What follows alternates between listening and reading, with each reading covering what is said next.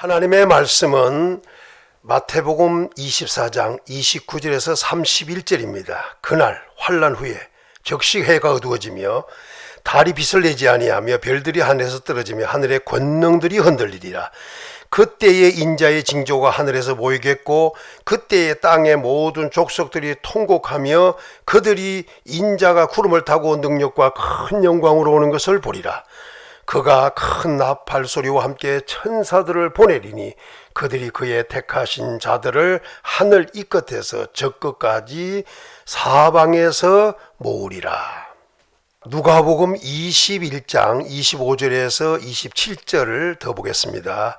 1월 성신의 징조가 있겠고 땅에서는 민족들이 바다와 파도의 성난 소리로 인하여 혼란한 중에 공고하리라. 사람들이 세상에 임할 일을 생각하고 무서워함으로 기절하리니 이는 하늘의 권능들이 흔들리게 했습니다.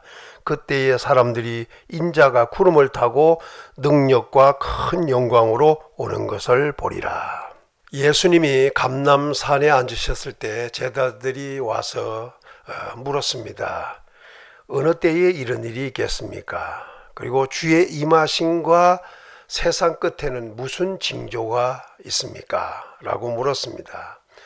첫 번째, 어느 때에 이런 일이 있겠습니까? 라고 물은 것은 예수님께서 성전을 가리켜 말씀하시기를 돌 위에 돌 하나도 남기지 않고 다 무너뜨려지리라고 하신 말씀에 대한 질문이었습니다.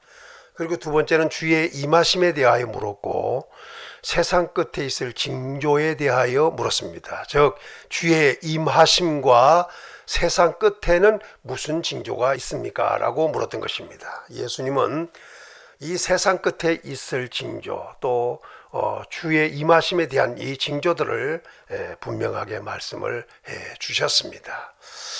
그 말씀 중에 이제 세상 끝에 있을 징조, 첫 번째는 땅에 있을 징조를 말씀해 주셨습니다. 두 번째는 바다에 있을 징조를 말씀해 주셨습니다. 세 번째는 하늘에 있을 징조를 말씀을 하셨습니다.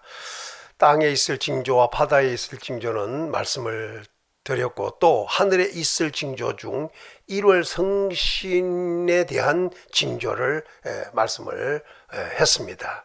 그걸 참고하시기를 바라고 오늘은 하늘에 있을 징조 중 두 번째로 예수 그리스도의 재림에 대한 그 징조를 말씀을 드리고자 합니다. 예수님께서는 육신을 입고 이 땅에 오셨습니다. 그리고 33년 계시면서 3년 동안 공생애를 마치시고 고난 받으시고 죽으시고 또 부활하시고 제자들이 보는 가운데서 감람산에서 하늘로 올라가셨습니다. 성천하신 것입니다. 사도행전 1장에 보면 예수님께서 제자들과 함께 감람산에 서셨고 예수님은 제자들에게 여러 가지 말씀으로 분부를 하셨습니다. 그리고 예수님은 하늘로 들려 올라가셨습니다. 제자 중심에 거기 있던 사람들이 하늘을 쳐다보고 있었습니다. 그런데 흰 옷을 입은 사람 두 사람이 나타났습니다. 그리고 그 사람들에게 갈릴리 사람들아 어찌하여 하늘만 쳐다보느냐? 하늘로 올리우신 그 예수 그리스도는 너희가 본 그대로 다시 오실 것이다. 이렇게 말을 했습니다. 이 말을 들은 제자들과 거기 모였던 사람들은 예루살렘으로 돌아와서 전혀 기도에 힘썼고 사도행전 2장의 말씀대로 오순절날이 이르렀을 때 그들은 성령의 충만함을 받는 예수님이 몇 날이 못되어 성령으로 세례를 받으려고 하신 말씀이 이루어지는 것을 놀랍게 체험한 적이 있습니다. 우리 예수님은 분명히 하늘로 올라가셨습니다. 그 하늘은 예수님이 육신을 입고 이 땅에 오시기 전에 계셨던 그 하늘이고 다시 이 세상에 오셨다가 하늘로 예수님은 다시 올라가신 것입니다. 히브리서 9장 26절과 28절에 보면 이제 자기를 단번에 제물로 드려 죄를 없이 하시려고 세상 끝에 나타나셨느니라. 이와 같이 그리스도도 많은 사람의 죄를 담당하시려고 단번에 들이신 바 되셨고 구원에 이르게 하기 위하여 죄와 상관없이 자기를 바란 자들에게 두 번째 나타나시리라. 예수님은 육신을 입고 이 땅에 오셨습니다. 그 오신 이유는 죄를 위하여 제물되려고 오셨던 겁니다. 죄 문제를 해결하려고 예수님은 오셨습니다. 예수님이 오신 때를 세상 끝이라 이렇게 말씀을 하셨습니다. 실로 예수 그리스도는 많은 사람의 죄를 담당하셨고 한 번에 하나님께 제물로 드린 바 되셔서 죄의 문제를 한 번에 해결해 주셨습니다. 예수님은 이제 영광 가운데 이번에는 오실 것입니다. 이때 오실 때는 구원에 이르게 하기 위하여 오십니다. 그리고 이번에 오실 때는 죄와 상관없이 오십니다. 그리고 자기를 바라는 자들에게 두 번째 나타나신다 이렇게 말씀을 주셨습니다. 이 말씀은 결국 예수님이 육신을 입고 오실 때는 초림이라고 그러고 두 번째 나타나실 때를 재림이라고 이렇게 말씀을 하시는 겁니다. 우리 예수님은 영광 가운데 재림하실 것입니다. 그러면 예수 그리스도는 언제 오시는가? 이제 이 문제입니다. 오늘 본문에 보니까 환난 후에 재림이 있다는 것을 알려주고 있습니다. 마태복음 24장 29절에서 31절에 그날 환난 후에 즉시 해가 어두워지며 달이 빛을 내지 아니하며 별들이 하늘에서 떨어지며 하늘의 권능들이 흔들리리라. 그때의 인자의 징조가 하늘에서 보이겠고 라고 했습니다. 여기서 그날 환난 후라고 했습니다. 그 환난이 끝나고 난 다음에 해, 달이 빛을 거두고 별들은 하늘에서 떨어지고 하늘의 권능들은 막 흔들린다는 거죠. 그때 이것은 많은 시간을 두고 하는 얘기가 아니라 바로 그때에 예수님의 재림이 있다. 그러니까 다시 돌려보면 환난 후에 예수님의 재림이 있다 하는 것을 알 수가 있습니다. 근데 이 환난이 무슨 환난이냐? 마태복음 24장 15절서부터 22절의 말씀까지를 보면 다니엘이 말한 바 멸망에 가증한 것이 거룩한 곳에 선 것을 보거든 읽는 자는 깨달을진저 이렇게 말씀을 했습니다. 물론 누가복음 21장에서는 예루살렘이 군대에게 에워싸이는 것을 보거든 이라고 말을 했습니다. 마태복음 24장을 중심해서 얘기하면 멸망에 가증한 것이 거룩한 곳에 섰을 때 그때에 바로 큰 환난이 있다는 얘기를 하고 있는 겁니다. 그 멸망에 가증한 것이 거룩한 곳에 선 것을 볼 때는 유대인 자는 빨리 산으로 도망하라는 겁니다. 지붕에 있는 자는 물걸 가지러 내려오지 말고 밭에 있는 자는 겉옷을 가지러 뒤로 돌이키지 말라고 했습니다. 그날에 아이벤 자와 젖먹이는 자에게 화가 있다고 했습니다. 그러면서 너희 도망한 일이 겨울이나 안식일에 되지 않도록 기도하라. 그때 큰 환난이 있겠습니다라고 말씀했습니다. 그 환난은 창세로부터 지금까지 이런 환난이 없었고 후에도 없는 환난이라 이렇게 말씀을 하고 있어요.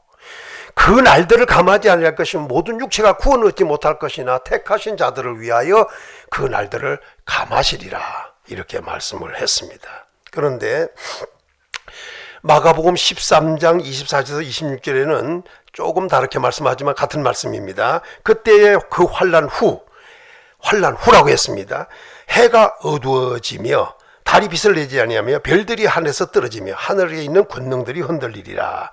그때의 인자가 구름을 타고 큰 권능과 영광으로 오는 것을 사람들이 보리라. 이렇게 말씀을 했습니다. 분명히 예수님의 재림은 환난 후에 있습니다. 그것도 그냥 환난이 아니라 큰 환난. 그 큰 환난은 멸망에 가증한 것이 거룩한 곳에 섰을 때, 누가복음 21장의 말씀으로 보면 예루살렘이 군대들에게 에워싸였을 때, 이때를 말씀한다. 이렇게 말씀을 주고 있습니다. 두 번째, 예수 그리스도의 재림은 1월 성신의 징조가 있을 때 재림이 있습니다. 1월 성신은 해, 달, 별을 말합니다. 이 해와 달과 별이 해는 빛을 거두고 달은 역시 빛을 거두고 그 다음에 별들은 하늘에서 떨어질 때 마태복음 24장 29절에서 30절을 보면 그날 환난 후에 즉시 해가 어두워지며 달이 빛을 내지 않으며 별들이 하늘에서 떨어지며 하늘의 권능들이 흔들리리라. 그때에 인자의 징조가 하늘에서 보이겠고 이렇게 말씀을 했습니다. 환난 후에 해, 달, 별도 빛을 거두고 그때에 예수님의 재림도 있다. 이렇게 말씀을 주고 있는 것입니다. 그러니까 첫 번째는 환난 후라고 했고, 두 번째는 해, 달, 별들이 빛을 거두고 하늘의 권능들이 흔들릴 그때에 예수님의 재림이 있다. 이렇게 말씀을 주고 있는 것입니다. 세 번째는 예수 그리스도의 재림의 광경입니다. 예수님은 어떤 모습으로 어떻게 예수님은 재림하시는가, 이제 이 모습인데, 오늘 말씀 보니까 예수님의 재림은 소리와 함께 오십니다. 데살로니가전서 4장 16절에서 17절에 보면은 주께서 호령과 천사장의 소리와 하나님의 나팔로 친히 하늘로부터 강림하시리니 라고 여기서 말씀을 하셨습니다. 우리 주님이 강림하실 때는 분명히 호령과 라고 했습니다. 여기 호령은 신호입니다. 예수님은 그냥 막 나오시는 것이 아니고 신호를 받고 나오신다, 그 말입니다. 또 천사장의 소리가 또 있습니다. 이 천사장은 유다서 1장 9절에 보면 미가엘을 천사장이라고 합니다. 이 미가엘에 대해서 좀 더 얘기하면 다니엘서 10장 13절에 보면 가장 높은 군주 중 하나가 미가엘입니다. 그리고 다니엘서 12장 1절에 보면 큰 군주 미가엘이라 이렇게 말했어요. 그러나 유다서 1장 9절에서는 천사장 미가엘이라 이렇게 말을 하고 있습니다. 그러니까 가장 높은 군주들이 있습니다. 그 중에 하나가 미가엘. 그러니까 다르게 말하면 큰 군주죠. 군주가 몇 명인지는 모르지만 큰 군주고 가장 높은 군주 중 하나가 미가엘입니다. 그러면 가장 높은 군주들이 여럿이 있다는 얘기가 되죠. 그리고 가장 높다는 말을 제외하고 일반 군주도 있다, 이런 말을 할 수가 있습니다. 다니엘에서 보면 군주라고 표현했고 유다서에서는 천사장이라는 말을 썼습니다. 이게 미가엘입니다. 그러니까 천사장의 소리라고 하는 것은 결국 미가엘의 소리다, 이 말이죠. 그리고 하나님의 나팔 소리가 난다는 겁니다. 그러니까 이 세 가지는 한꺼번에 있는 겁니다. 호령으로, 그리고 천사장의 소리로, 그리고 하나님의 나팔로 이렇게 들려오는 겁니다. 이게 바로 소리입니다. 소리. 다시 말씀을 정리하면 이제 선수들이 경기장에 섰습니다. 이제 100미든 200미든 이제 달려야 되는데 그 달리기 위해서 자기 코스에 서 있습니다. 그때 그 심판은 호루라기를 불어서 출발을 알리듯이, 아니면 소리 나는 그냥 탕 소리 나는 그 총을 쏘아서 신호를 하든지 해서 그들을 달리게 합니다. 그러니까 먼저 달리도 안 되고 소리가 나지도 않았는데 달려가도 안 되고 소리가 났는데 늦게 가도 안 되는 거죠. 그러니까 그 소리와 함께 뛰기 시작하는 겁니다. 예를 들어 말씀한 겁니다. 예수님의 재림도 호령, 곧 신호가 있습니다. 그 신호를 받고 천사장의 소리로 신호, 하나님의 큰 나팔 소리의 신호, 이런 것을 받고 우리 예수님은 재림을 하십니다. 짠 하고 재림을 하실 것입니다. 예수님의 재림은 하늘로부터입니다. 소리와 함께 오시되 하늘로부터 오십니다. 마태복음 24장 30절에 보면 그때에 인자의 징조가 하늘에서 보이겠고, 언제냐? 해와 달과 별들이 빛을 거두는 그때, 환난 후에 바로 예수님의 징조, 곧 인자의 징조가 하늘에서 보인다. 데살로니가 전서 4장 16절에 보면 주께서 그러더니 친히 하늘로부터 강림하시리니, 분명히 예수님은 하늘로부터 내려오십니다. 그리고 데살로니가 후서 1장 7절에 보면 주 예수께서 하늘로부터 불꽃 가운데 나타나실 때에 역시 하늘로부터 오신다 하는 것을 말씀을 주셨습니다. 예수 그리스도는 하늘로부터 오십니다.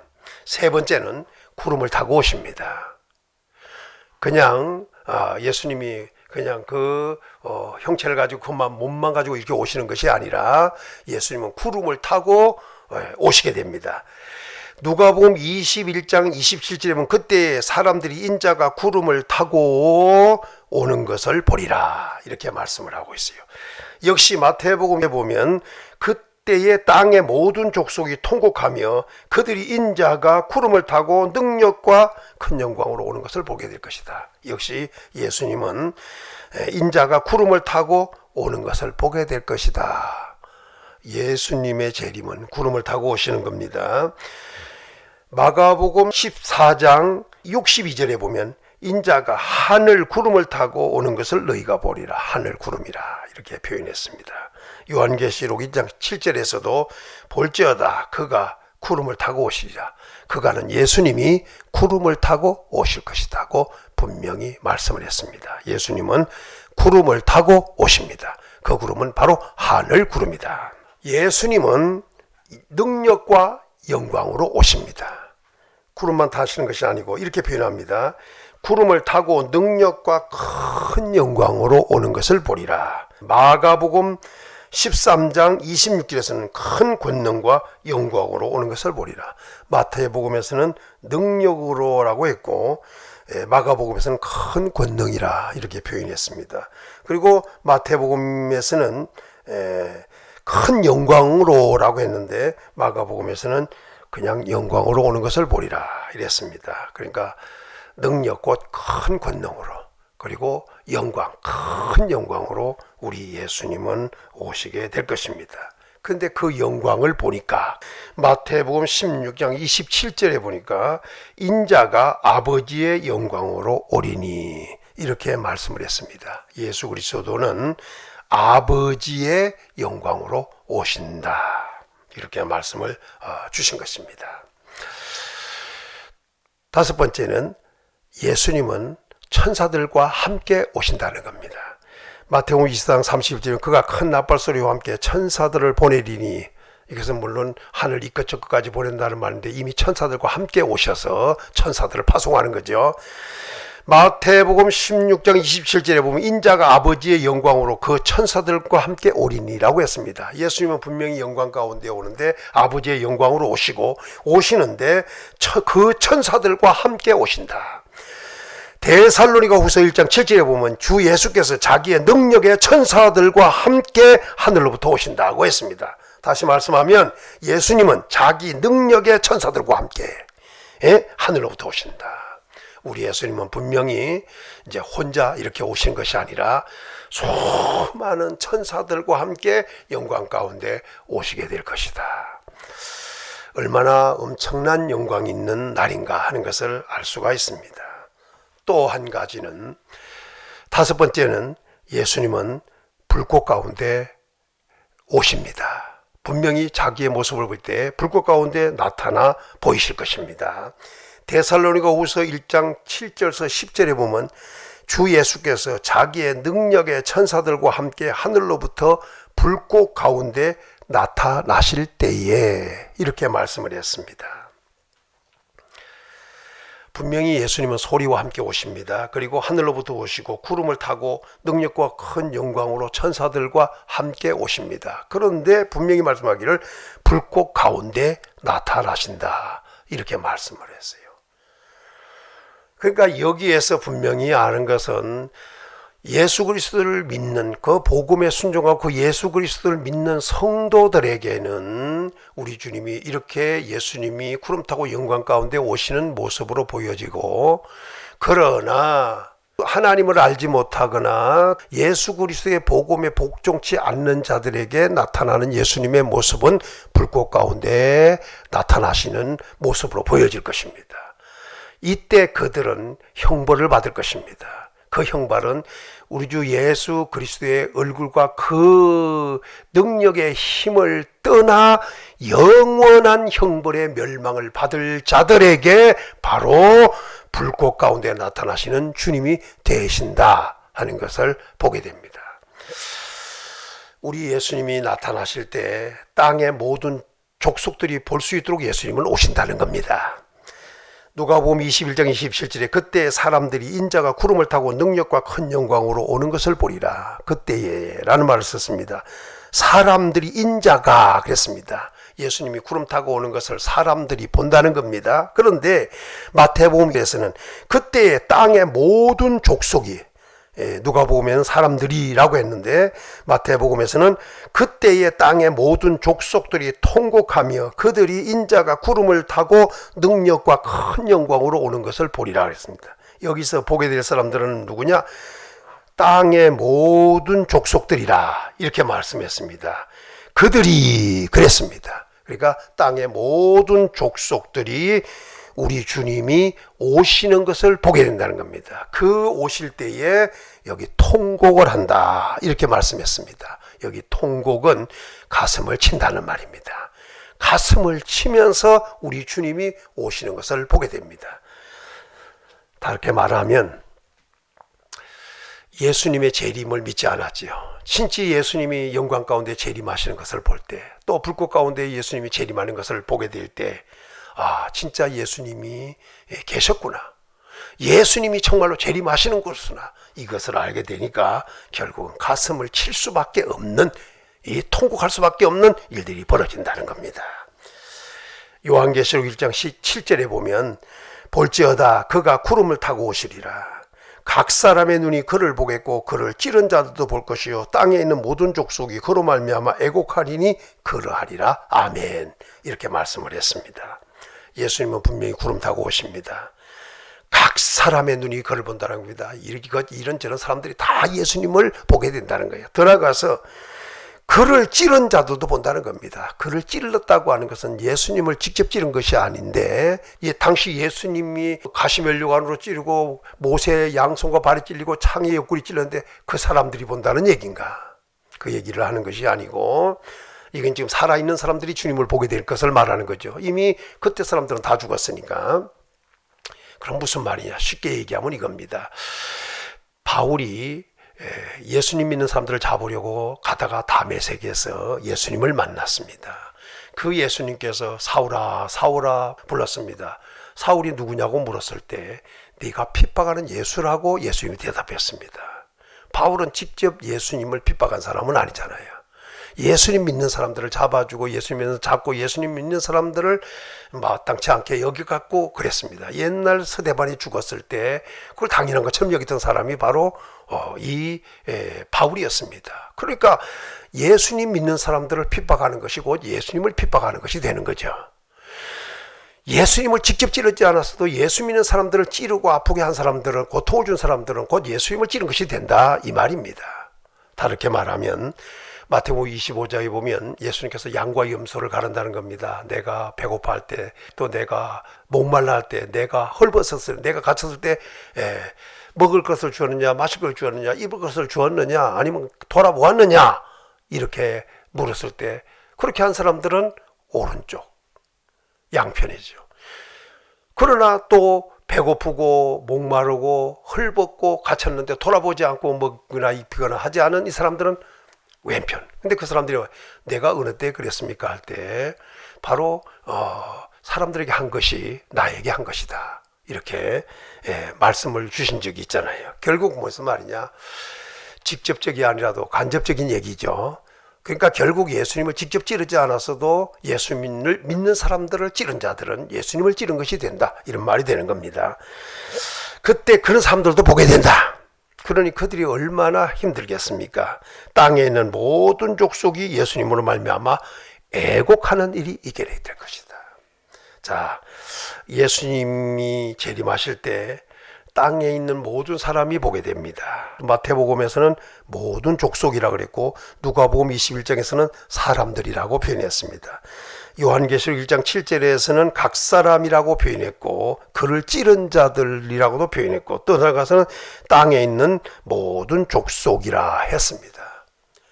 자, 이 사람들이 보고 통곡하는 일이 있을 것이다.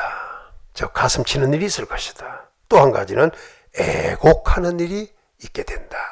이렇게 오늘 말씀을 우리에게 주셨습니다. 성도 여러분, 예수님은 분명히 하늘로 올라가셨습니다. 그리고 하나님 보좌 우편에 앉으셨습니다. 이제 그 예수님께서 어느 때가 되면 영광 가운데 다시 오실 것입니다. 이게 다시 오시는 것을 강림 혹은 재림이라고 이렇게 말씀을 합니다. 예수님이 재림할 때를 환난 후라고 그랬고, 해와 달과 별이 빛을 거두고 별들이 하늘에서 떨어지고 하늘이 권능이 흔들릴 때 예수님은 그때 재림하실 것이라고 이렇게 말씀을 주셨습니다. 예수님의 재림은 초림과 다릅니다. 육신을 입고 이 땅에 오실 때는 죄 문제를 해결하러 오셨지만, 이제 우리 주님이 다시 나타나실 때, 곧 재림하실 때는 말할 수 없는 영광 가운데 나타나실 것입니다. 그 재림의 때에 어떤 광경이냐? 소리와 함께 오십니다. 호령과 천사장의 소리와 하나님의 나팔로 오십니다. 그리고 예수님은 하늘로부터 오십니다. 오실 때 구름을 타고 오십니다. 능력과 큰 영광으로 우리 예수님은 오십니다. 오실 때 천사들과 함께 오시게 될 것입니다. 그리고 불꽃 가운데 분명히 확실하게 나타나 보이실 것입니다. 그때에 땅의 모든 족속들이 보고 가슴을 치는 자도 있고 애곡하는 자들도 있을 것이라, 이렇게 말씀을 했습니다. 성도 여러분, 예수님은 분명히 이 세상에도 오셨었습니다. 육신을 입고 이 땅에 오셨습니다. 그러시고 우리를 위해 고난받으시고 죽으시고 부활하시고 성천하셨습니다. 그 예수님은 영광 가운데 오실 것입니다. 구름을 타고 권능과 큰 영광으로 오실 것입니다. 그러나 하나님을 모르는 자들, 예수 그리스도의 복음에 복종치 않는 자들에게는 불꽃 가운데 나타나는 모습으로 보여질 것입니다. 즉 예수 그리스도의 재림을 요엘 2장 28절에서부터 끝절까지를 보는데 성령 충만한 역사가 있고, 그 다음에 여호와의 날을 얘기했습니다. 그 날을 크고 두려운 날이라, 이렇게 표현했습니다. 베드로는 이 말씀을 가지고 인용해서 성령 받고 설교할 때 크고 영화로운 날이라, 이렇게 표현했습니다. 시편 110편에서는 여호와의 날을 주의 권능의 날이라 했고, 심판받을 자들에게는 진노의 날이라, 이렇게 말씀을 했습니다. 구원 얻을 자들에게는 영화로운 날이 될 것이고, 심판받을 자들에게는 두려운 날이 될 것입니다. 심판받을 자들에게는 진노의 날이 될 것이고, 구원 얻을 자들에게는 권능의 날이 될 것입니다. 우리 주님의 재림을 기다리는 성도, 소망 가운데 주님의 재림을 기다리는 성도, 우리 성도들이 되어지기를 예수님의 이름으로 축원합니다.